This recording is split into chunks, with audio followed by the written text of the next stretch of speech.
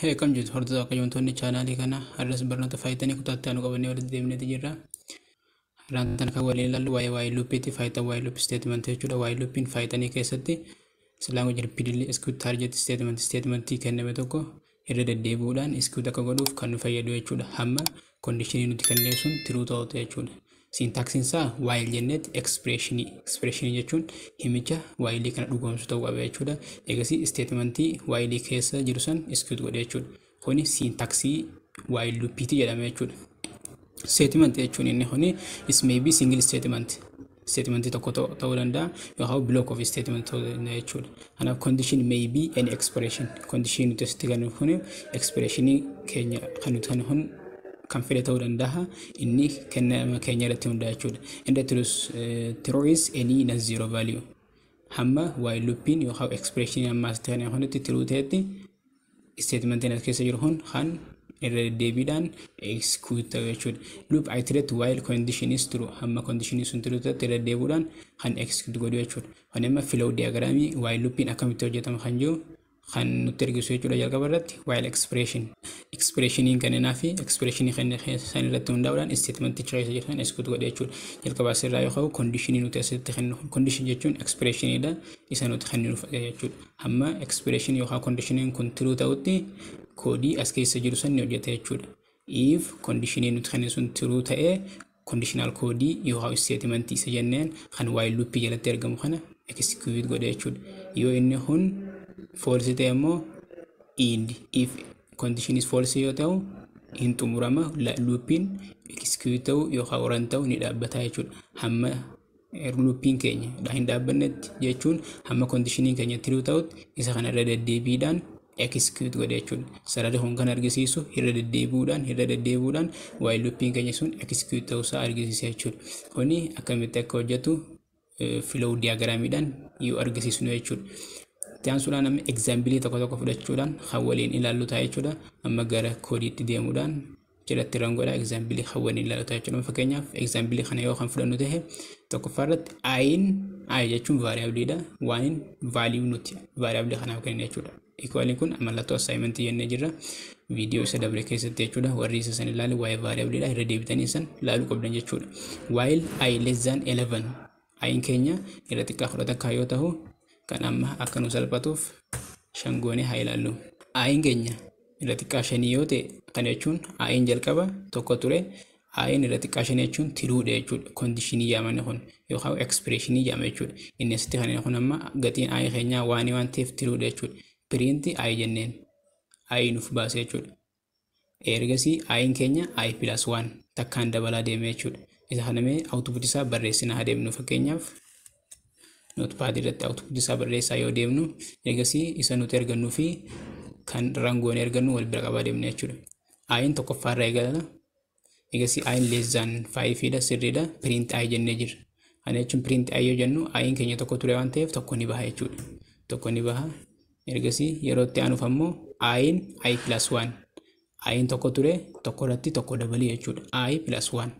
Tokko ture tokko iddoo tokko lama lameen san ayi kanaaf kan ayin isa asitti kanneef kun deebi'ee asitti update ta'a jechuudha. Value nasi kan lama ture kun kan tokko ture kun lama taha eegasii lama irra xiqqaa 5 sirriidha. Print ayi kana jechuun print ayi keenya lama waan ta'eef lama baasaa jechuudha. Lama barreessin amma asitti kattee aanutti ammas lama ayin keenya lama iddoo takka 3 jechuudha. 3 dhufneef ayi isaa asii kana update ta'a value isaa 3 irra xiqqaa 5 sirriidha. Print ayi yoo jennuun meeqa nu baha 3 baha jechuudha. Ammallee 3 qabanneet 3 iddoo tokko 4 taha 4 asitti dhufee update taha inni tokko ture kun 4 ta'a jechuudha. 4 irra xiqqaa meeqaate 5 sirriidha. 4 irra xiqqaa 5 sirriidha. Kanaaf print ayin 4 ni baase jechuudha. 4 baasne ammas eegasii ayin ayi plus 1 4 iddoo tokko jechuun 5 taha 5 dhufnee asii yoo cheeggoonu 5 irra xiqqaa 5 iddoo kanatti amma false ta'a jechuudha. Kanaaf while loopin keenya 5 irra xiqqaa 5 jechuun falseedha. 5 irra xiqqaa 5 hin ta'u osoo iddoo kanatti irra xiqqaa yookaan wal qixa ta'u ta'e yeroo san 5 irra xiqqaa yookaan wal qixa 5 waan ta'uuf yeroo san sirriitti ammaan tana garuu shan irratti xiqqaa shanii yoo jennu foolsita. Kanaaf luuppiin keenya asumatti dhaabbata jechuudha. Kanaaf luuppiin outputiin isaa 1 2 3 4 kan jiru kana nu baasa jechuudha. Amma fakkeenyaaf rangoonee outputii isaa walumaan haa ilaallu. Akkuma argitan 1 2 3 4 isa nuti asitti barreessine kanaan wal fakkaataa dhufee jira jechuudha outputiin isaa. 1 2 3 4 kanaaf outputiin isa kana fakkaata jechuudha. Fakkeenyaaf example asitti jiruudhaan yookaan check godhaa deemnu ta'e asitti fakkeenyaaf 3 haa goonu iddoo kana immoo 10 yoo goone asitti 2 akka dabalaa deemu haa goonu fakkeenyaaf. Amma isa kana outputiin isaa maal ta'a jechuudha. Ayin keenya jalqaba 3 irraa eegala hamma 10tti kan deemu eegasii 2 dabalaa deema jechuudha. Kana jechuun jalqaba ayin 3 ture 3 irra xiqqaa 10 sirriidha 3 ni baasa jechuudha. Qabachaa deemna isa output isaa jechuudha. Eegasii 3 ida'uu 2 jechuun 5 ta'a jechuudha. Ammas dhufnee check goona 5 irra xiqqaa 10tti sirriidha 5 irra xiqqaa 10 waan ta'eef sirriidha. Eegasii print yoo jennuun 5 baha jechuudha. 5 barreessina ammas yoo dhufnu 5 qabanna 5 ida'uu 2 jechuun 7 taha 7 ammas irra xiqqaa 10tti sirriidha. Kanaaf print yoo jennuun 7 baha jechuudha. Ammas 7 dhufee 7 ida'uu 2 9 ammas irra xiqqaa 10dha sirriidha. Print yoo jennuun 9 ni baha jechuudha. Ammas dhufnee check goona asitti 9 ida'uu 2 11 ta'a 11 irra xiqqaa 10 false ta'a jechuudha. Asirratti amma looppiin keenya execute ta'uu dhaabbatee jira jechuudha.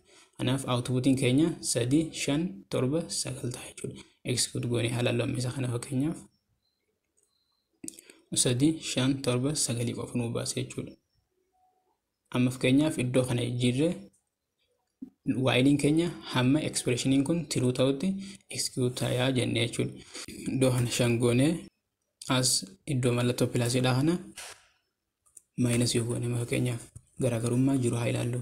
Idduma I +2 jettu san I -2 godhuudhaan jechuudha. Asitti I keenya 3 ture 3 irra xiqqaa 7 sirriidha. Print I yoo jennuun meeqa baase jechuudha.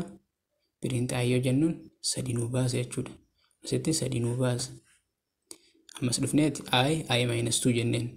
I 3 ture 3 hir'isuu 2 meeqa dhufa? 1 dhufa. Ammas dhufneeti check goona 1 hir'isuu 1 irra xiqqaa 7 ta'ee sirriidha. Print I yoo jennuun 1 baase jechuudha. Ammas dhufnee check goona 1 ture 1 hir'isuu 2 negatiiva 1 ta'a. Negatiivni 1 irra xiqqaa 7 ta'ee sirriidha. Kanaaf negatiivni 1 ammas ni baha jechuudha. Itti aanee ammas negatiiva 1 ture negatiiva 1 hir'isuu negatiiva 2 negatiiva 3 negatiivni 3 irra xiqqaa 7 ta'ee sirriidha. Print I yoo jennuun negatiiva 3 baha jechuudha. Kanaaf kuni amma looppiin kun dhaabbina hin qabu. Sababni isaa I nuti argannu vaaliiwwan I dha kan nuti argannu yeroo hundaa'u irra xiqqaa 7 ta'a jira jechuudha. Kanaaf infinite loopii jedhama looppiin akkanaa kun. Looppiin akkanaa kun infinite loopii jedhama jechuudha. Loopii yeroo tokko illee hin dhaabbanne jechuudha. Fakkeenyaaf rangoonee yoo hallaallu ta'u akkanumatti guyyaa guutuu lakkaa'aa jechuudha. Amma lakkoofsi dhumutti lakkoofsi ni beektan gaa lakkoofsi hin dhumu guyyaa guutuu akkanumatti lakkaa'aa kompiitara keenya hangi fa'aa godhuu danda'a jechuudha. Kanaaf control+C godhuudhaan dhaabuu dandeenya jechuudha. Isa kanaan yoo rakkinni kana nu ta'e. Kanaafuu infinite loopii jedhama jechuudha. Looppiin keenya yeroo takka illee isa dhaabbatu ta'uu qaba jechuudha. While loopii hima kana ammas ifii fi else faadha wal bira qabudha yoo kan ilaallu ta'e fakkeenyaaf maasitti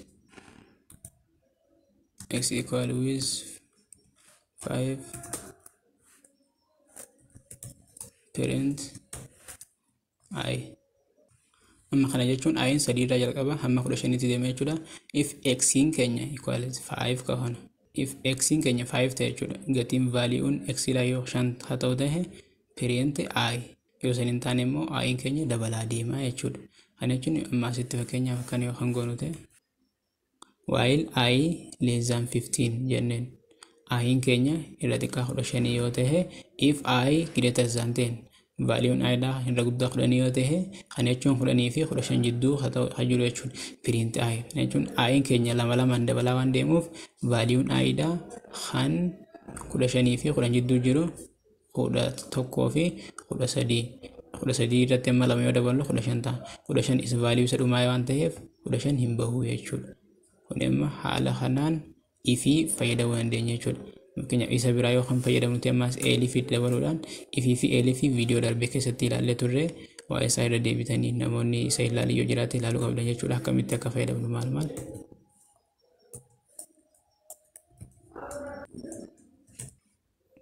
kana yoo kan laallu ta'e fakkeenyaaf if ayin irra guddaa kudhan yoo ta'e print ay baasa.